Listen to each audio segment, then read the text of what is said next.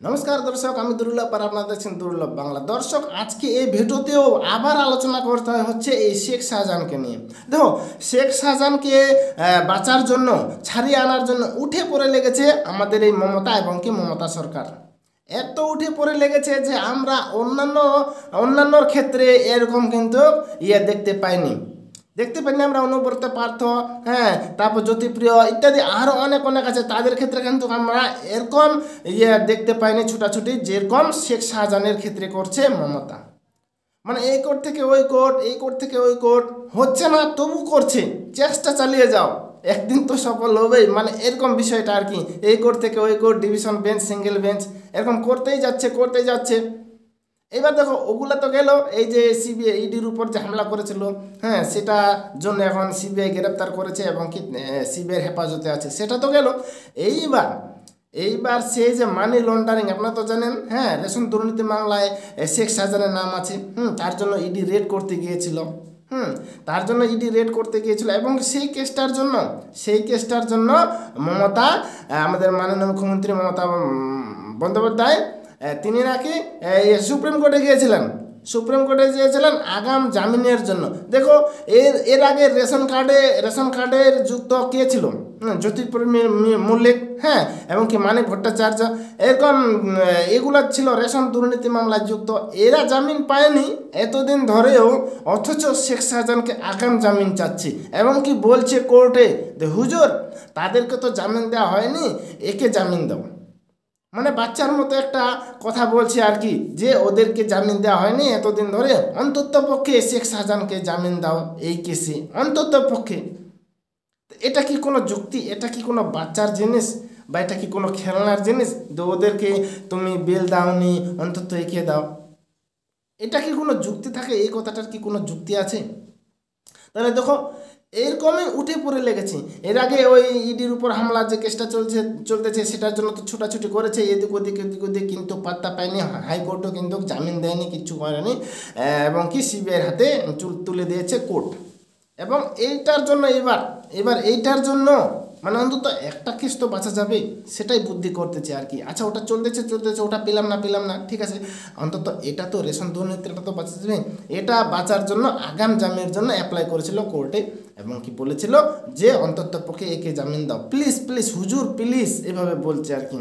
তো বলছে যে না, ওদেরকে জামিন দেওয়া হয়নি, তো কি করে এদেরকে জামিন দেওয়া হবে? আর শুধু এটা ছোট বিষয় তো না, হ্যাঁ, রেশন দুর্নীতি মামলা এটা কিন্তু ছোট বিষয় না। কোটি কোটি টাকার এদিক ওদিক হওয়া, কোটি টাকা, মানে কি কোটি লক্ষ লক্ষ লোকের টাকা বা রেশন নিয়ে খেলা করেছে। এটা কি ছোট বিষয় যে খুব সহজে জামিন দেওয়া যাবে? না, অত সহজে জামিন দেওয়া হবে না। হ্যাঁ, আগাম জামিন তো হবেই না, এটা কোনো প্রশ্নই আসে না। তবে যেহেতু ওরা চেয়েছিল, তার জন্য আমি বিষয়টা তুলে ধরলাম। আর শেখ শাহজাহানের সম্পর্কে আরও যদি বলি, শেখ শাহজাহানের সম্পর্কে বা শেখ শাহজাহানের জন্য মমতা বন্দ্যোপাধ্যায় কেন যে এত টাকা খরচা করছে, কেন যে এত ছোটাছুটি করছে, কেন যে এত হ্যারাসমেন্ট হচ্ছে, কেন এত বড় বড় উকিল ধরে লক্ষ কোটি টাকা খরচা করছে, বুঝতে পারছে না। কি তথ্য আছে এই শেখ শাহজাহানের ভেতরে, যা অনুব্রত পার্থ, হ্যাঁ, তারপর জ্যোতিপ্রিয় মল্লিকের কাছে নেই? তাদের পিছনে এত টাইম দেয়নি, তাদের জন্য এত কোর্টে ছুটাছুটি করেনি, অথচ শেখ শাহজাহানের জন্য এত ছুটাছুটি করছে মুখ্যমন্ত্রী মমতা বন্দ্যোপাধ্যায়।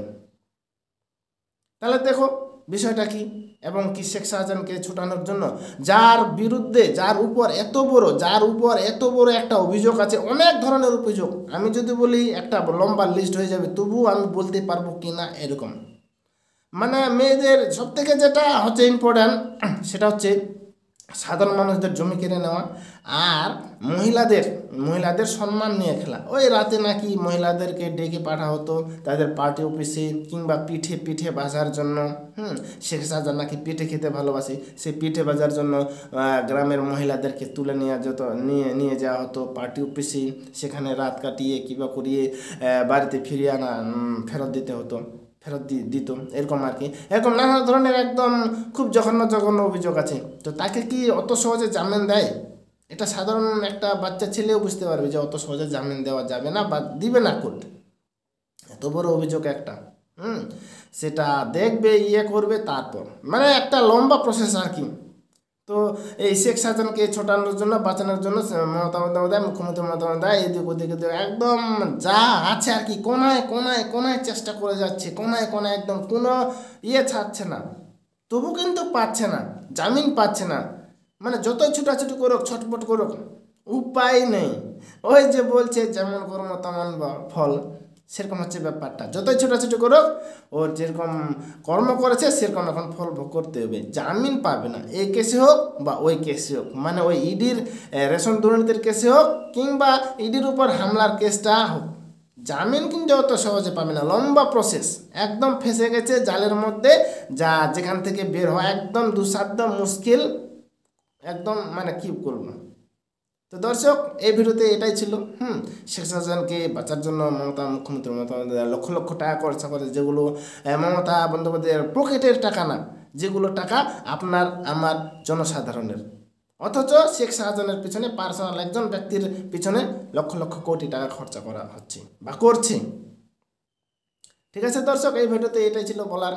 দেখা হচ্ছে পরে ভিডিওতে, ততক্ষণে ভালো থাকবেন, সুস্থ থাকবেন, আর আমার চ্যানেলটাকে সাবস্ক্রাইব করবেন, ভিডিওটাকে লাইক করবেন। ঠিক আছে, দেখা হচ্ছে পরে ভিডিওতে, ততক্ষণে ভালো থাকবেন, সুস্থ থাকবেন, বাই।